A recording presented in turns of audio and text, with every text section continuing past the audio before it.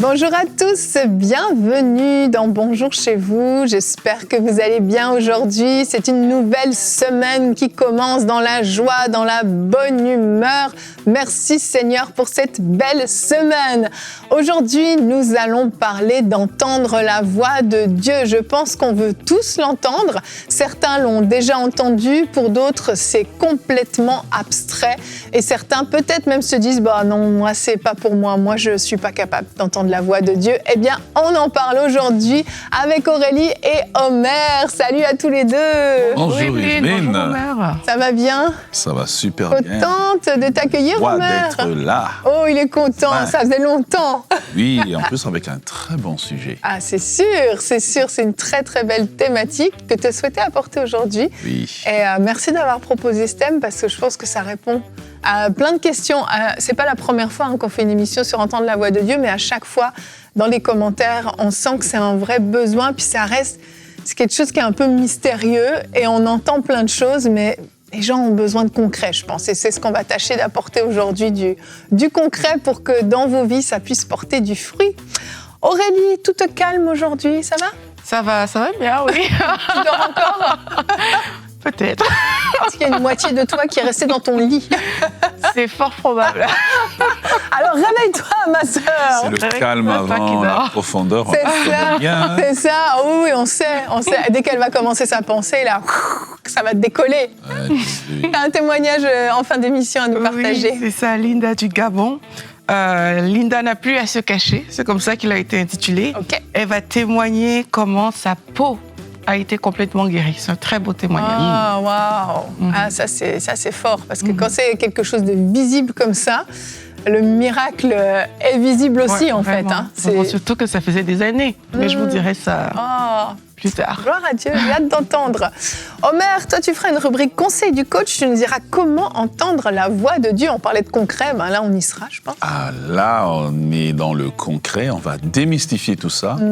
Et je crois que chacun de nous va comprendre qu'en fait, c'est moins compliqué qu'on le pense. Et c'est le désir de Dieu, hein, Oui, qu'on puisse entendre sa voix. clairement. Et j'ai hâte. On est pleinement dans sa volonté. Avec un thème comme ça, on ne peut pas se tromper.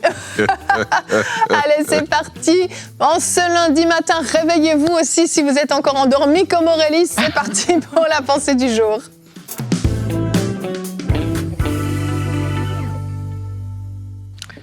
On connaît ce verset populaire qu'on retrouve dans le livre de Job. Dieu parle cependant tantôt d'une manière, tantôt d'une autre, et l'on n'y prend point garde. En fait, la Bible nous annonce que Dieu parle. Donc ça, c'est un fait, c'est que c'est Dieu, il est là et il parle même de plusieurs manières, mais ça nous dit que c'est nous qui n'y prenons pas toujours garde lorsque Dieu parle. Donc Dieu est disponible pour parler, mais c'est à nous en fait d'apprendre à écouter la voix de Dieu. C'est à nous de nous arrêter et de dire, mais est-ce que Dieu est en train de parler au final? Et vous savez, lorsqu'on est jeune dans la foi, ben, c'est normal parfois d'aller chez le pasteur, d'aller chez des frères, des sœurs pour se référer parce qu'on aimerait que ces personnes-là nous disent mais qu'est-ce que Dieu a dit au final? Parce qu'on a l'impression de ne pas entendre sa voix. C'est un peu ce qui s'est passé avec Samuel dans la parole. Je pense que vous connaissez ce passage-là. Dieu a appelé Samuel à plusieurs reprises et Samuel, il pensait que c'était Élie. Il est allé voir Élie et la Bible dit Samuel ne connaissait pas encore l'Éternel et la parole de l'Éternel ne lui avait pas encore été révélée. Donc, quand tu es jeune, c'est fort probable que tu ne saches pas encore comment le Seigneur te parle. Je me rappelle moi-même, au début de ma vie chrétienne, systématiquement, j'allais voir la personne qui m'a amené au Seigneur. Je voulais savoir, est-ce que c'est comme ça que Dieu parle? Ou alors, quand il me disait, voici ce que Dieu dit, pour moi, c'était ça, quoi. Mais je n'imaginais pas que moi-même, Aurélie, je pouvais comme entendre la voix de Dieu parce que c'était réservé à des élites, des personnes spirituelles, vous voyez? Et moi, je me sentais toute petite dans mon coin. Et j'ai réalisé que non, en fait, Dieu, il nous parle et ça, t'as pas besoin de faire 10 ans à l'église, 20 ans à l'église pour entendre la voix de Dieu. Alors que tu as juste donné ta vie à Jésus-Christ, ben Dieu, il te parle. Même les personnes qui n'ont pas donné leur vie à Christ, Dieu parle. Dieu parle à tout le monde, en fait. Dieu, il te parle. Et il faut que toi, tu apprennes à dire, en fait, Seigneur, moi aussi, je veux grandir. Moi aussi, je veux grandir dans l'écoute de ta parole. Ce n'est pas que à mon pasteur que tu peux parler. Tu peux me parler aussi. Oui, tu peux utiliser mon pasteur, tu peux utiliser tout le monde, mais tu peux me parler aussi. Et il faut se disposer comme ça à grandir dans l'écoute de la parole de Dieu. Et il ne faut pas avoir peur de bâtir ta propre expérience. Parce que la vérité, c'est qu'au début, ce sera essai-erreur. Je me rappelle, parfois, je pensais que mais c'est Dieu qui m'a dit ça, mais c'était mes sentiments, c'était mes émotions. J'étais à l'ouest. Et c'est OK, parce que c'est quelque chose d'expérimental qu'on est en train de bâtir avec Dieu. Parfois, tu vas voir que, mais en fait, là, Dieu avait parlé, mais j'ai pas capté. Et c'est ces essais-erreurs qui vont te permettre, avec le temps, de dire, maintenant, je sais quand ce sont mes émotions qui parlent, et maintenant, je sais aussi quand ça peut être très doux, et c'est la voix de Dieu qui est en train de me parler. Et ne pense pas que ça va forcément ressembler aux autres. La façon dont Dieu va parler à Omer, ce sera pas forcément la même qu'à Yveline ou à moi-même. Donc, toi, cherche à bâtir cette expérience personnelle avec Dieu. N'aie pas peur de te tromper. C'est pas grave si tu te trompes. Le plus important, c'est que tu saches reconnaître que, mais là, je m'étais peut-être trompé. Et là, c'est ça, la voix de Dieu, c'est conforme à la parole, etc. Et là, tu vas voir que le Seigneur, il parle tous les jours, et il parle plus que ce que tu ne penses. Merci Aurélie. Tu sais, moi, quand j'étais plus petite, mes parents me lisaient la Bible, et puis on lisait l'Ancien Testament, et je me souviens, quand je voyais comment Dieu parlait à Moïse, par exemple, je me disais, des fois, je me revois vraiment petite dans mon lit, couchée, et puis me dire... moi, j'aurais bien aimé vivre à l'Ancien Testament parce qu'on entendait Dieu parlait directement. Maintenant, il ne le fait plus. Je n'étais pas née de nouveau, je n'avais pas la connaissance, mais je pensais vraiment que c'était réservé, oui, à certaines personnes. Puis c'était seulement dans l'Ancien Testament. Dans le Nouveau Testament, Dieu ne parle plus. C'est tellement tout le contraire, en fait. Dans l'Ancien Testament, oui, seuls certains avaient le privilège d'avoir ce face-à-face avec Dieu, d'entendre sa voix. Mais aujourd'hui, l'Esprit de Dieu habite en nous et en fait, on a tous la capacité d'entendre sa voix. Et j'ai même envie de vous dire, vous avez déjà tous entendu au moins une fois la voix de Dieu. Eh oui, avec certitude, parce que vous avez répondu à son appel. Si vous êtes né de nouveau, un jour Dieu vous a appelé et vous avez entendu sa voix, vous avez répondu.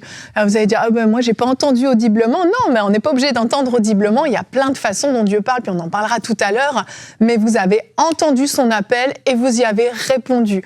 Donc en fait, maintenant que vous connaissez sa voix, il suffit juste de réentendre. Et je vais vous prouver ça dans Jean 10 au verset 3 et 4. La Bible dit, donc dans cette version, ça commence en disant « le portier lui ouvre » ou « le berger lui ouvre ». Et donc les brebis entendent sa voix. Et c'est ce qu'on a fait à la nouvelle naissance. Il appelle par leur nom les brebis qui lui appartiennent et il les conduit dehors. C'est clairement ce qu'on a fait. Il nous a appelés et on a répondu. Il nous a conduits au dehors, il nous a sortis du monde. Lorsqu'il a fait sortir toutes ses propres brebis, il marche devant elles et les brebis le suivent parce qu'elles connaissent sa voix. Eh bien oui, désormais on marche avec le Seigneur, mais on connaît sa voix. On l'a entendu déjà une fois et on a la capacité d'entendre sa voix. Je veux vraiment, vraiment le dire. Et petite anecdote rapide avant de donner la parole au maire. Quand avec Michael on s'est rencontrés, on a commencé les fréquentations, etc. C'était le moment de savoir est-ce que c'est le bon. Et j'avais tellement pas confiance justement en mes émotions, mes sentiments, t'en parlait Aurélie, que je voulais absolument faire taire la voix de mon âme. J'avais appris à l'homme en 3 dimensions, esprit, âme et corps. Je savais que je pouvais pas écouter mes émotions, mais je savais que la voix de mon esprit était connectée à Dieu et allait me dire la vérité. Donc je me souviens avoir passé une journée entière à lutter, à dire « Mon âme, tu te tais, je veux entendre la voix de mon esprit, mon âme, tu te tais !» Et le Seigneur m'a parlé, c'est une longue histoire, je raconterai pas tout aujourd'hui, mais le Seigneur m'a parlé très clairement par rapport à Michael, parce que j'avais ce désir ardent d'entendre sa voix. Et oui, on peut être conduit par nos émotions, mais on peut aussi vraiment être conduit par la voix de Dieu, et on peut tous entendre sa voix. Magnifique, je vous applaudis. En fait, lorsqu'on lit la parole de Dieu, je vais retourner dans l'Ancien Testament.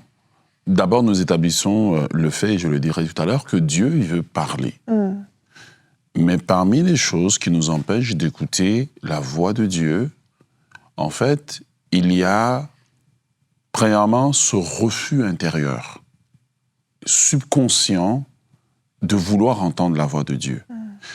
Et je veux le détailler. C'est-à-dire que Israël est au pied du mont Sinaï. Dieu commence à parler. Et là, ils disent, non, Moïse, toi, nous, ça nous fait peur. On va tous mourir. Ouais, on va tous mourir. Parce que dans notre subconscient, l'idée ou la pensée qu'on a de Dieu, c'est un Dieu lointain et non un Dieu proche, non un Père. La deuxième des choses, c'est la peur aussi que Dieu me dise des choses que je ne veux pas entendre. Alors ça devient une autre barrière aussi. Seigneur, ne me dis pas, surtout quand j'ai péché, surtout quand j'aime bien Charlie et puis je sens que Charlie il vit pas trop droit et je sais déjà que par les principes de la parole de Dieu, ça marchera pas. Non, je veux pas que Dieu me dise. Mais Dieu, en fait, il veut nous parler. Et si on part avec cette prémisse-là, que Dieu veut nous parler, que nous devons disposer notre cœur, on va entendre la voix de Dieu. C'est clair. Tout simplement. Et maintenant, on se bute à un troisième problème, c'est le problème de « j'entends Dieu, mais est-ce que je l'entends comme il faut l'entendre ?» Donc ça veut dire, c'est les problèmes de ce que j'appelle les filtres. Voyez, j'entends Dieu, Dieu me dit la chose, mais est-ce que je l'entends tel que lui, il est en train de me le dire, ou mes filtres sont en train d'interpréter la voix de Dieu d'une certaine manière, et au final, c'est plus le message, en fait. Exact. Tu as une petite anecdote avant que tu rentres dans ta rubrique. J'aimerais bien que tu la racontes. Oui. Tu en as plusieurs, mais choisis-en une de quelque chose qui est arrivé à des jeunes dans ton église. Ouais, écoutez, on va d'abord commencer par la peau. Étant donné qu'il y avait un témoignage sur la peau qui arrive, je l'ai renseigné aux jeunes à comment écouter la voix de Dieu. J'ai pris 1 mois et demi, je l'ai renseigné avec de la pratique et tout. Et là, on a vraiment des témoignages. Une jeune fille qui avait des problèmes de boutons sur son visage. À chaque fois, je me disais, Seigneur, il faut que tu l'aides. Elle avait vraiment beaucoup de boutons. Et ils sont en train de parler avec un jeune, même génération. Et le jeune entend, alors que la jeune fille parle de son problème, il entend « eau salée ». Okay. Et il répète ça à la jeune fille. Et la jeune fille interprète, elle comprend que elle devrait aller et faire quelque chose à propos de ça. Elle s'en va chez elle, commence à mettre de l'eau salée de l'eau dans un bol, elle met du sel, puis elle commence à mettre sur son visage. Eh bien, les boutons ont juste tous disparu. Parce que quand je l'ai vu, j'ai dit, il me semble Ce n'est pas un médicament. Non, c'était une parole spécifique pour elle. C'est parole pour elle. Ça ne veut pas dire que ça réglera tous vos problèmes, mais là, c'était la parole quand de Dieu je l'ai pour vu, elle. moi, je ne savais pas. Je lui ai dit, mais il me semble que ta peau a changé. Qu'est-ce que tu fais? Tu mets un nouveau produit? Il dit, non. Et c'est là qu'elle me raconte ce témoignage-là. Je me dis, voyez, la voix de Dieu, c'est pas seulement pour qui on va marier, mais parfois c'est pour les problèmes quotidiens qui nous préoccupent, des petits problèmes comme ça que Dieu est intéressé. Amen, amen. Gloire à Dieu. Bon, Mère, on va passer dans le concret, mais je voulais que tu racontes cette anecdote parce que ça montre à quel point ça peut être simple. Mais c'était spécifique à elle. Exactement. Oui. Sinon, le sel va disparaître de tous les magasins. Ah, puis les gens ont la peau très sèche, à mon avis, s'ils font tout ça. Allez, c'est parti. On va voir maintenant concrètement comment entendre la voix de Dieu dans la rubrique Conseil du coach.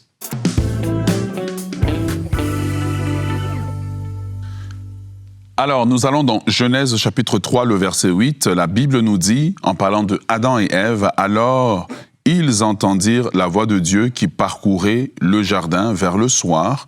L'homme et sa femme se cachèrent loin de la face de l'Éternel, au milieu des arbres du jardin. » La bonne nouvelle, c'est que souvent on va lire ce texte et on va voir, oui, ils ont chuté, ils se sont cachés loin de Dieu. C'est vrai. Mais dans cet ensemble de choses qui arrivent à l'homme et la femme, la parole de Dieu nous dit, ils entendirent la voix des dieux. Ça veut dire, tous ceux qui étaient à ce moment-là dans le jardin, tous ceux qui étaient les humains que Dieu avait créés, avaient la capacité d'entendre la voix de Dieu. J'aimerais établir un principe, quelque chose que Dieu m'a vraiment mis à cœur, et c'est le message que je porte dans cette saison, c'est que Dieu veut rétablir sa voix, la voix du Père parmi ses enfants. Alors la question, est-ce que Dieu parle vraiment à chacun d'entre nous? Oui, Dieu parle à chacun d'entre nous, parce qu'il est notre Père, nous sommes ses enfants, et en tant qu'enfants de Dieu, eh bien, nous devons connaître la voix de notre Père. Et Dieu désire que sa voix soit connue de ses enfants. Ensuite de cela, un père veut justement que sa voix non seulement soit connue, mais que sa voix soit aussi entendue de la part de ses enfants. Et un père tentera par tous les moyens de se faire entendre par ses enfants. Voilà, j'aime le verset que Aurélie est en train de citer, je pense que c'est Job 33. Il dit, Dieu parle tantôt d'une manière, tantôt d'une autre. En fait, ce n'est pas le tantôt qui est important. L'important, c'est que Dieu parle. La certitude, c'est que Dieu parle. Il utilise différents moyens. De la même façon que moi, avec mes enfants, j'ai différents moyens de communiquer. Parfois, je vais juste communiquer par un regard. Parfois, je vais communiquer, en faisant un signe. Parfois, je vais communiquer par une voix audible.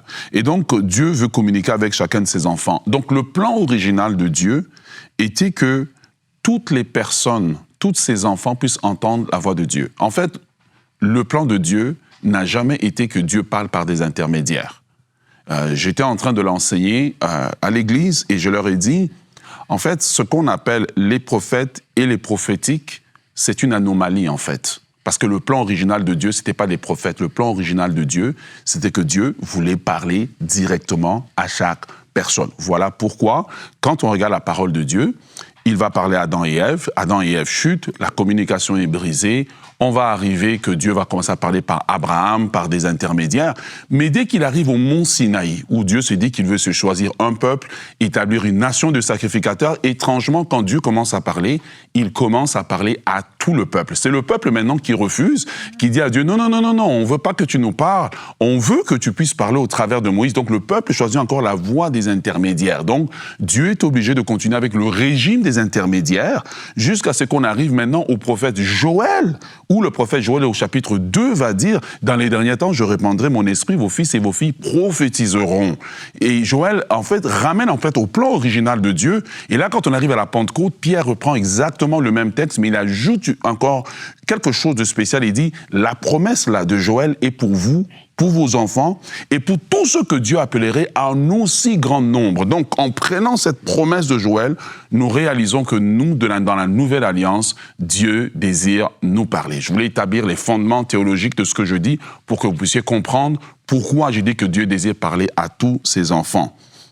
C'est ça le plan original de Dieu. Son désir, c'est de restaurer donc sa voix. Et la croix ne nous fait pas seulement entrer dans le royaume de Dieu, mais la croix rétablit en fait la communication entre Dieu et ses enfants. 5 choses que la voix de Dieu va faire dans la vie de ses enfants. Premièrement, la voix de Dieu permettra de vivre une vie de précision parce qu'elle va nous donner la direction précise. Le psalmiste dit, vous entendrez une voix qui vous dira, derrière vous, qui vous dira, voici les chemins, marchez-y. La vie de précision. Nous ne vivrons plus une vie de tâtonnement. Deuxième des choses, elle va nous amener la protection parce que nous allons pouvoir échapper à plein des dangers, surtout dans une saison dans laquelle le monde est aujourd'hui. Il est impératif pour les enfants de Dieu de pouvoir entendre la voix de Dieu. Elle va nous donner la provision. À chaque fois que nous avons besoin de quelque chose, notre Père Céleste, au travers de sa voix, peut nous donner la provision nécessaire parce que nous pouvons entendre sa voix. Nous aurons la paix. Pourquoi? Parce que quand nous allons dans une direction, nous aurons la certitude que c'est la direction que Dieu veut pour nous, alors nous aurons la paix à l'intérieur de nous. Et dernièrement, nous allons avoir une vie de stabilité. Combien des enfants de Dieu sont instables? Nous vivons une vie en tâtonnant. Pourquoi? Parce que nous ne sommes pas sûrs. La vérité, c'est que Dieu désire nous parler, Dieu veut nous parler, et Dieu, en fait, est en train de nous parler. Mais nous avons tellement mystifié la voix de Dieu que nous ne comprenons pas, en fait, que c'est notre droit en tant qu'enfant du Père Céleste d'entendre sa voix. Je reviendrai dessus dans quelques moments. Dieu va nous parler de 5 manières. Il va nous parler au travers de sa parole, la Bible. Il va nous parler au travers de la voix intérieure. Il va nous parler au travers des songes et des visions. Il va nous parler au travers des hommes et des femmes de Dieu, mais j'aimerais dire aussi au travers des frères et sœurs. Et il va nous parler au travers des circonstances. L'apôtre Paul dit, nous connaissons en partie, nous prophétisons en partie. Ce qui veut dire que parfois, lorsque Dieu va parler, si nous sommes à 3, il va donner un morceau du message à Yveline, un morceau du message à Aurélie et un morceau du message à moi. Où est-ce que les gens se trompent? Souvent, ils ont entendu une chose de Dieu, mais ils ont l'impression que ce qu'ils ont entendu, c'est tout ce que Dieu avait à dire. Et jamais ils vont aller dire à Dieu, Seigneur, est-ce que tu as fini de dire ce que tu avais à dire? Donc, ils sont comme 2 personnes qui ont une conversation. Dès que Yveline m'a dit le premier mot, moi, je suis parti. Mais en fait, Yveline me dit, mais je n'ai pas fini de te parler. J'étais en train de te parler. Et donc, pour entendre la voix de Dieu, il faut d'abord commencer par accepter. La première des choses, c'est accepter que Dieu, c'est mon papa. Que mon papa et moi, c'est normal que nous ayons une conversation. Amen. Et c'est normal que je suis capable d'entendre sa voix. Et en fait, même les parents, lorsqu'ils communiquent avec l'enfant, si l'enfant est petit, ils vont essayer de trouver différentes manières de communiquer jusqu'à descendre au niveau de l'enfant. Ce n'est pas l'enfant qui monte au niveau de papa, c'est papa qui descend au niveau des enfants. C'est pour cela que, à certaines personnes, Dieu sait que c'est plus facile de leur parler par des songes. À d'autres personnes, Dieu sait que c'est plus facile de leur parler par un signe dans la journée. À d'autres personnes, Dieu sait que c'est plus facile de leur parler par une voix audible. Mais Dieu va adapter la communication parce qu'il sait la meilleure manière de nous parler. Dès que nous nous approprions de notre relation d'enfant de Dieu, que je suis son enfant, la communication avec Dieu devient quelque chose de naturel. Elle ne devient pas mystérieuse. Alors, la question se soulève maintenant, pourquoi est-ce que Dieu va parler parfois par des intermédiaires? Cette question me revient souvent. Dieu parle par des intermédiaires, je vais vous donner une illustration. Un jour, je suis assis au salon, et nous, ici au Canada, pour ceux qui ne sont pas, nous avons ce qu'on appelle des sous-sols. Donc, des... Je ne sais pas comment on le dit. Comment vous appelez ça? Ben, sous-sol, ça veut dire qu'en dessous de la maison, on a creusé, on a fait un salon, en fait. Et là, je suis en train d'appeler mon fils. Et je l'appelle, et il ne m'entend pas. Mais ma fille est à côté de moi. Ben, j'ai dit à ma fille, dis à ton frère que papa l'appelle. Ma fille entend ma voix parce qu'elle est proche de moi. Mais mon désir original, ce n'est pas de parler à ma fille, c'est de parler à mon fils directement. Mais je suis obligé parce qu'il y a des intermédiaires ou trop de distance, des distances ou de barrières. Il entend ma voix du sous-sol, mais il n'est pas sûr que c'est moi. Et donc, ma fille prend ma voix.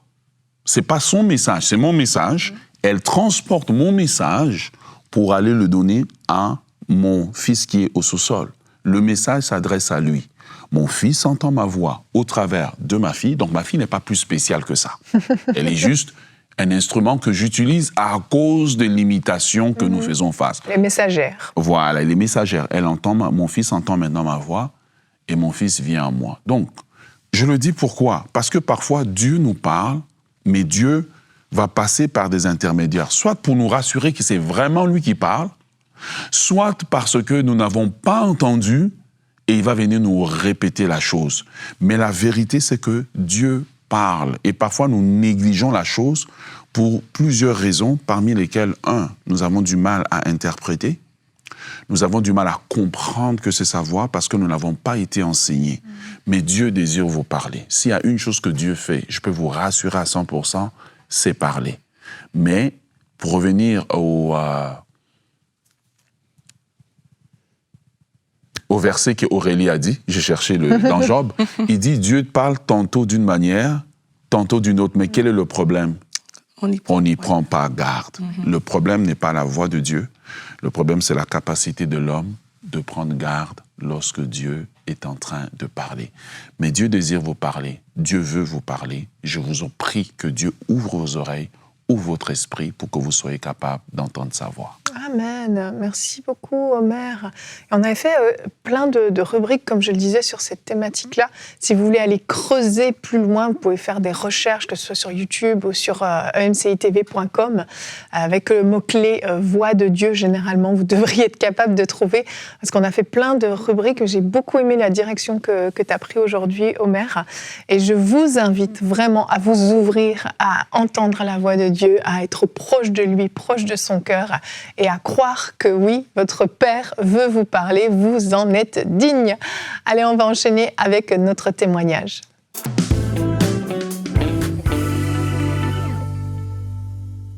Donc, c'est le témoignage de Linda du Gabon. J'ai bien aimé ce témoignage. Elle nous dit qu'alors que j'étais plus jeune, à 11 ans, tout mon corps fut recouvert de grosses taches, dont les bras, le visage, le dos, le ventre et la poitrine. Et il était difficile de me montrer en public, car je me trouvais affreuse. Je ne pouvais même pas porter de vêtements découverts. J'étais obligée de me recouvrir tout le corps, même sous une forte chaleur. Je n'avais plus confiance en moi et je pleurais beaucoup. Donc depuis 11 ans, c'est ce qui se passait dans sa vie. Et elle dit, lors d'un live prière inspirée, lorsque le pasteur Stéphane Caddy a prié pour les maladies de la peau, j'ai senti comme un frisson parcourir tout mon corps. Et c'est tellement merveilleux parce que dans ce même moment, j'ai célébré ma guérison. Et elle célébrait aussi son anniversaire. Merci Seigneur. Un beau cadeau d'anniversaire. Oui. Elle dit, le Seigneur est bon, tellement glorieux. Je remercie le Seigneur pour ce merveilleux cadeau. Aujourd'hui, j'ai 22 ans. Gloire à Dieu. Ma peau est toute rafraîchie. Alléluia. Et je peux marcher librement parce que je n'ai plus honte. Je prie que l'Éternel vous bénisse abondamment et qu'il vous soutienne toujours dans cette belle œuvre qui est pour sa gloire. Oh, magnifique. La moitié de sa vie, elle a passé avec des problèmes de peau. Et puis là, le Seigneur... Quelle souffrance. Ouais, vraiment. Oh, merci Seigneur. Dieu est bon, vraiment. Mais on se réjouit de ce témoignage. Mais derrière ce témoignage, il y a des milliers d'hommes et de femmes qui sont des catalyseurs, des instruments que Dieu utilise pour que ce genre de témoignages que nous voyons à EMCI, tellement par centaines et centaines et centaines, ce que nous citons ici, c'est juste des échantillons que nous prenons à gauche, à droite, mais cela, c'est grâce aux différents partenaires de EMCI, pour lesquels j'aimerais d'abord dire merci à Dieu et remercier ces hommes et ces femmes qui, certains n'ont pas nécessairement des grands moyens, mais choisissent de sacrifier pour l'avancement de la cause du royaume de Dieu. Aujourd'hui, vous avez l'opportunité d'être aussi des instruments que Dieu va utiliser pour que l'Évangile avance, mais aussi pour que le miracle arrive dans la vie de quelqu'un.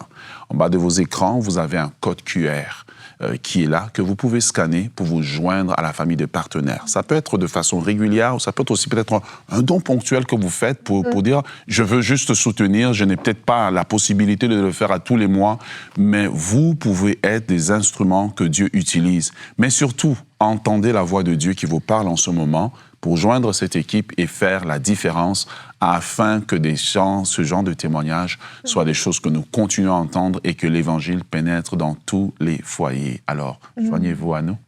Amen, amen. Merci Omer, merci Aurélie et gloire à Dieu pour ce beau témoignage. Demain, on se retrouve, c'est une suite d'aujourd'hui. On va parler de la prophétie. On entend la voix de Dieu et on peut la relâcher comme une prophétie. Vous pouvez tous prophétiser, ce sera notre thème. Et Omer, tu feras une rubrique conseil du coach. Que faire face à des prophéties contradictoire? Eh oui, ça arrive, ça vous est certainement déjà arrivé. Ça crée des fois même un petit malaise, en fait, on ne sait pas trop quoi faire.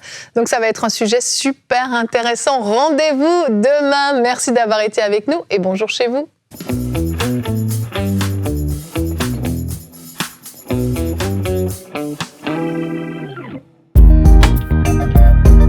Merci à tous nos précieux partenaires, grâce auxquels cette émission a pu être réalisée.